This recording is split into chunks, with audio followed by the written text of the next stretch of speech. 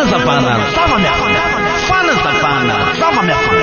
ny zava-miafina momba ny franc-maçon sy illuminati, ny nouvel ordre mondial na lamina vaovao maneran-tany, ny anaram-biby izay ankofan'ny olona rehetra sy ny marika 666. Zava-miafina ao anatin'ny fivavahana izay ahafantaranao ny tena marina, ny momba ny boky Enoka sy ireo anjelinidina teto tany ka nanambady ny zanakavavin'ny olona araka ny hita ao amin'ny Genesisy 4:4. Andarana arainao eto amin'ny TNTV isaky ny zoma maraina amin'ny 9h, ny sabotsy maraina amin'ny 9h ary ny alahady maraina amin'ny 9h30. Tompona andraikitra fikambanana mpiara-mikatsika ny famarinana sy ny fiainana mananrakizay.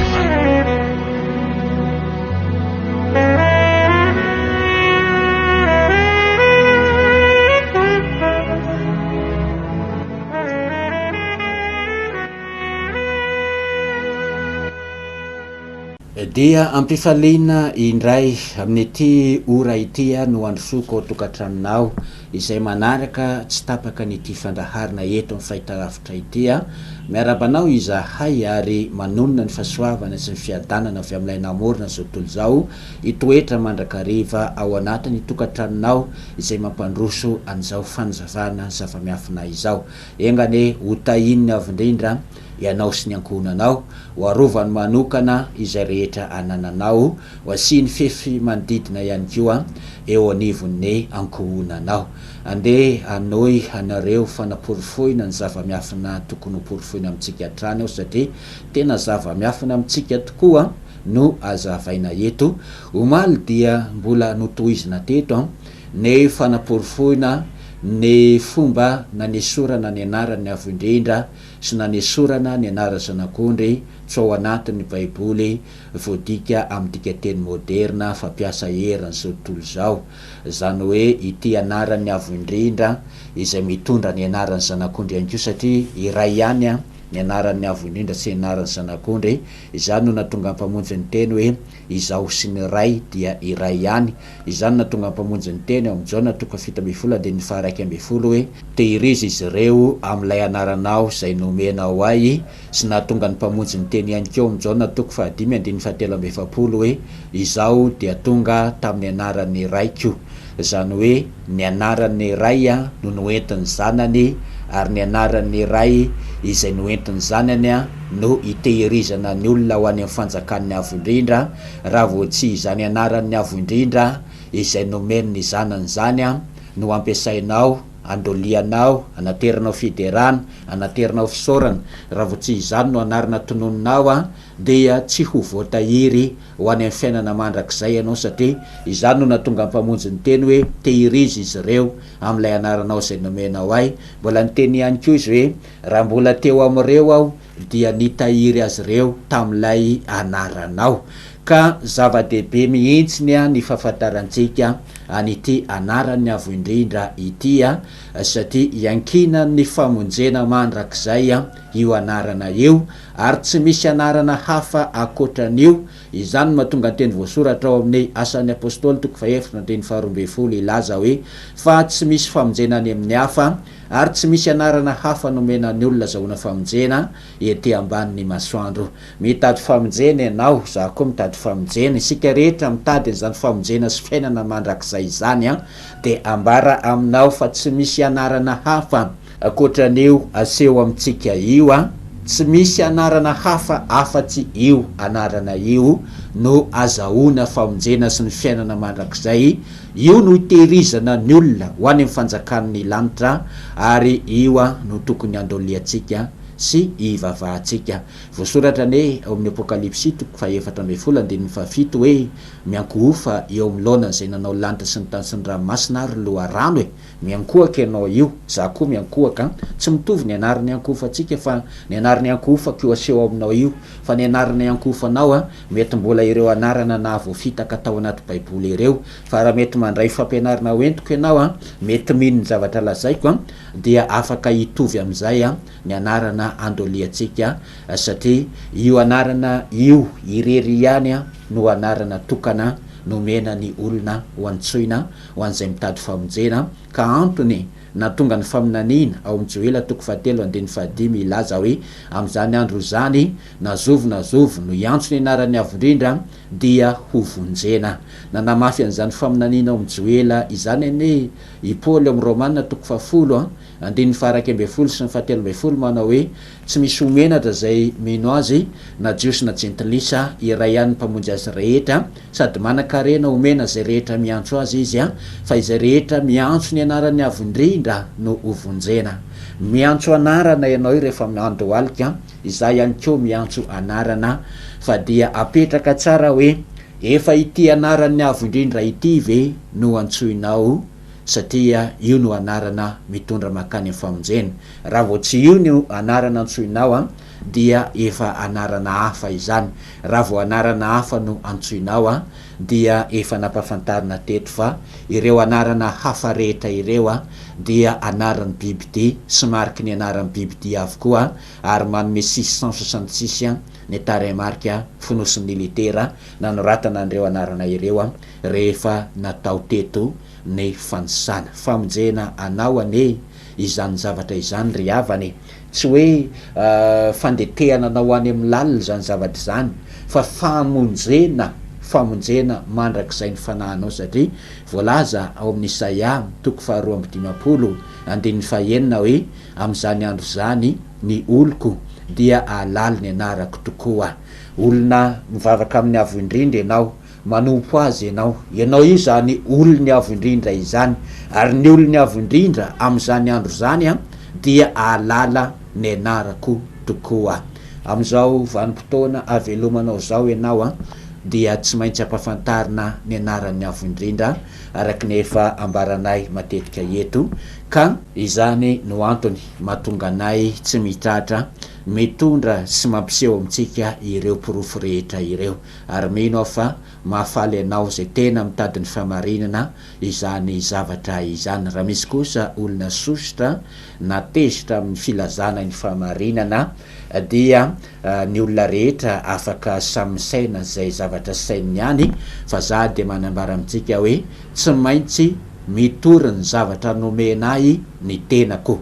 Nomen'ny avo indrindra fanambarana lehibe anazava zao zava-miafiny zao aho tany ampiandohana tany tamin'ny vanim-potoana izay nanomezany anareo fanazavana ireo, de nomeny fanambarana hoe andana avoay ny zavatra nomenanao, fa miandry aneo ny olona mitady ny famarinana marobe eto Madagasikara eto, ka tsy maintsy manatanteraka an'izany baiko nylay namorona zao tontolo zao izany aho, satria lozako raha mandahan' zany aho.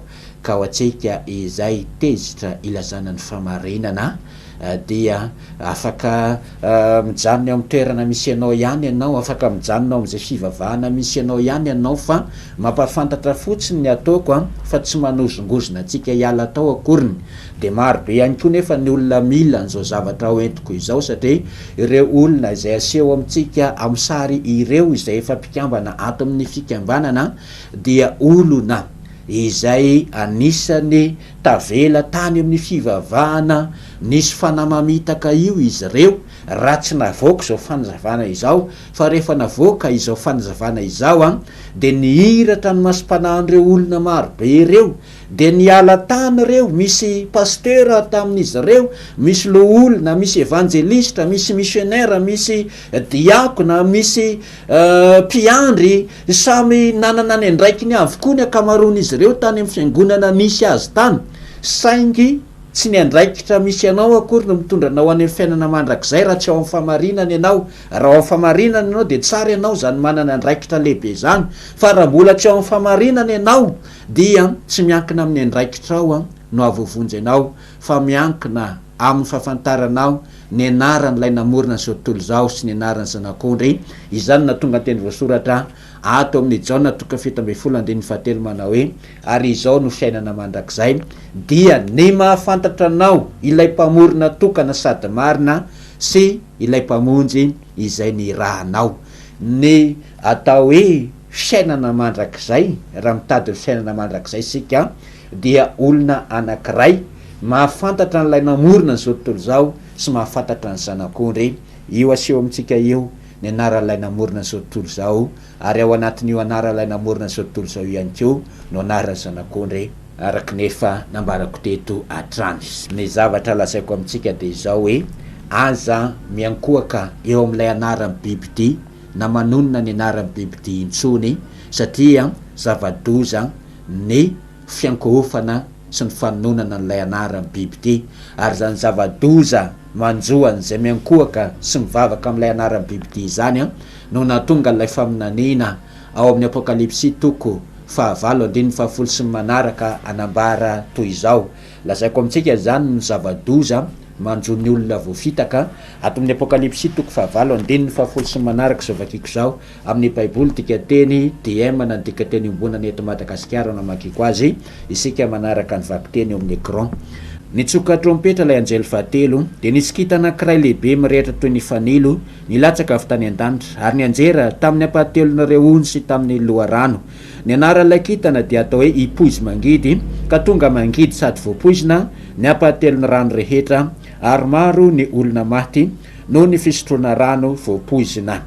Ao anatin'izay fanambarana sy faminaniana izay no manambara ny zava-doza manjo ny olona nisotro an'ilay loharano rehefa nisy poizina ilay loharano.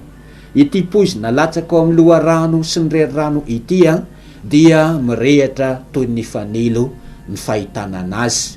Ity poizina mirehatra toy ny fanilo ity dia kitana lehibe anankiray, ny kodiny kitana dia anjely, zany hoe sary anohatra ilazana anjely anankiray lehibe zany ity kitana lehibe ity, ka ity kitana lehibe ity na ity anjely lehibe ity dia mirehatra toy ny fanilo ny fahitan'ny olona anazy, nefany zava-doza ny anarany.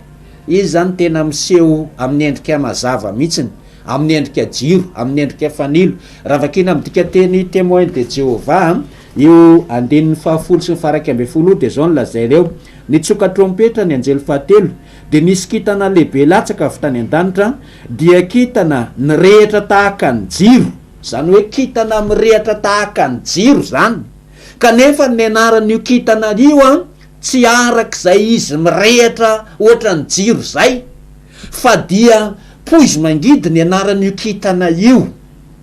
Ireo anarana rehetra izay tafiditra ao anatin'ny fivavahana sy ampiangonana sy ao anaty baiboly amin'tika teny pirenena hafa ireo ne, izany anarana poizy mangidy zany.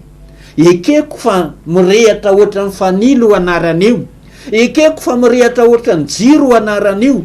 Porofon'izany betabe ny olona niova fo avy amin'ny fitorinan'io anarana io, betabe ny olona sitrana avy amin'ny fahagagana vita amin'io anarana io, betabe ny fanaratsy miala avy amin'io anarana io. Izany zavatra izany ane lay atao hoe mirehatra toy ny jiro mirehatra tahaka ny fanilo ary hitan'ny olona rehetra zany firehetany tahaka ny jiro zany, ka tsy mahagaga loatra raha misy amintsika miteny hoe io anarana io no nanaovanay famantarana sy fahagagana, io anaran'i Jesosy io no nampivoafo anay, io no nanafaka anay tamin'ny toka, io no nanafaka anay tamin'ny sigara. Tsy izany jiro mirehatra toy ny fanilo nentin'ilay kitan'izany no nahafaty, tsy ianao niova fony no nahafaty, tsy ianao lasa nitahiny io anarana io no nahafaty, tsy ianao naraha sitrana no nahafaty, ianao arave sitrana de ahafaty anao ny sitrana. Tsy izany no nahafaty, fa ilay anarany poizy mangidy no nahafaty. Saingy ilay firehetany tahaka ny jiro na ilay izy miseho amin'ny endriky ny mazava kosa no fomba netiny namitahana an'izao tontolo zao. Ireo famantarana sy fahagagana ireo no navoafitaka an'izao tontolo zao, ireo no fomba no entina nisarika ny olona, ireo ny fomba no entina nampiditra ny olona tao anatin'ny fivavahana, ary hatramin'izao de mbola izany ny fomba hoentina mampiditra anao anatin'ny fivavahana. Rehefa sitrana ny marary akiray de mijoro vavolombelon dia me resy lahatra zay tsy de resy lahatra hatramin'izay, de me resy lahatra ihany mahita le famantarana sy fahagagana mirehatra toy ny fanilo io kitana io. Fa ny anarany ry havana dia poizy mangidy.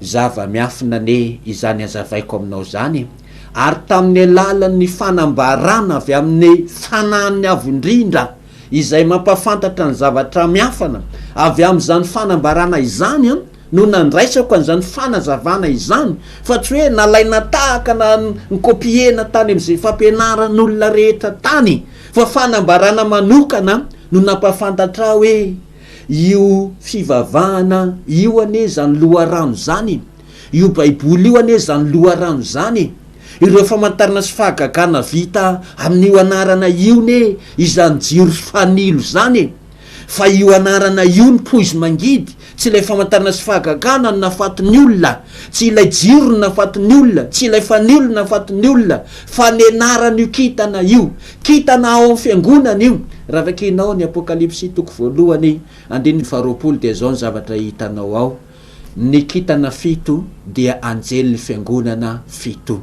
Ny tiana ho ampahafantarina antsika dia izao, ny kitana miasa ao amin'ny fiangonana dia misy kitana mamitaka, misy anjely mamitaka, misy kitana mirehatra avokoa ao amin'ny fiangonana rehetra, misy anjely mavita famantarana sy fahagagana avokoa ao amin'ny fiangonana rehetra, fa amin'ireo kitana ireo dia misy poizy mangidy ny anarany. Io anarana avy amin'ny sampy ny vavahan'ny grika sy ny vavahan'ny romanina nampidirina ao anaty baiboly io izany anarana poizy mangidy izany. Izao no nambaran'ny apôstôly ao amin'ny Koritianina faharoa toko faha 1:4-7 ao. Ary tsy mahagaga zany fa Satana aza mampiova ny endriny ho tahaka ny anjeliny mazava. Satana dia mampiova ny endriny ho tahaka ny anjely mazava. Ilay kitana izay latsaka tao amin'ny loharano sy ny renirano dia miseho amin'ny endrika mazava, fa ny anarany kosa poizy mangidy. Na inona olazaitsika anoerana ny famarinana hoentiko tsy izany ho lavinao, tsy izany toerinao raha manohatra an'izao ianao, fa ilay naniraka hitory an'izao zava-miafina izao. Ary na inona tsy finoanao na ino ianao na tsy ino dia tsy miankina amin'ny tsy finoanao no tsy hatanteraka an'itony faminaniana itony. Ka rehefa voalaza hoe misy poizy mangidy latsaka amin'ny loharano sy ny renirano ny anaran'io kitana io dia poizy mangidy, izy nefa dia mirehatra toy ny fanilo io fivavahana misy ianao io zany loharano zany. Ity baiboly ampiasaitsika ity zany loharano sy ny renirano zany ity no ivelomantsika, io fivavahana io no iveloma amin'ny fanahintsika, fa misy anarana poizy mangidy ao, ka izany anarana poizy mangidy zany no mahafaty na mino ianao na tsy meno. Tapitra ny fanazavana androany, mametraka mandrapitafa ho amin'ny herinandro indray.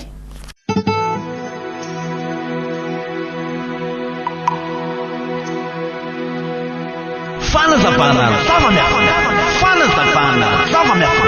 Ny zava-miafina momba ny franc-maçon sy Illuminati. Ny nouvel ordre mondial nalamina vaovao maneran-tany. Ny anaran'ny Biblia izay ankofan'ny olona rehetra sy ny marika 666. Zava-miafina ao anatin'ny fivavahana izay ahafantaranao ny tena marina. Ny momba ny boky Enoka sy ireo anjely nidina teto tany ka nanambady ny zanakavaviny olona araka ny hita ao amin'ny Genesisy toko 9.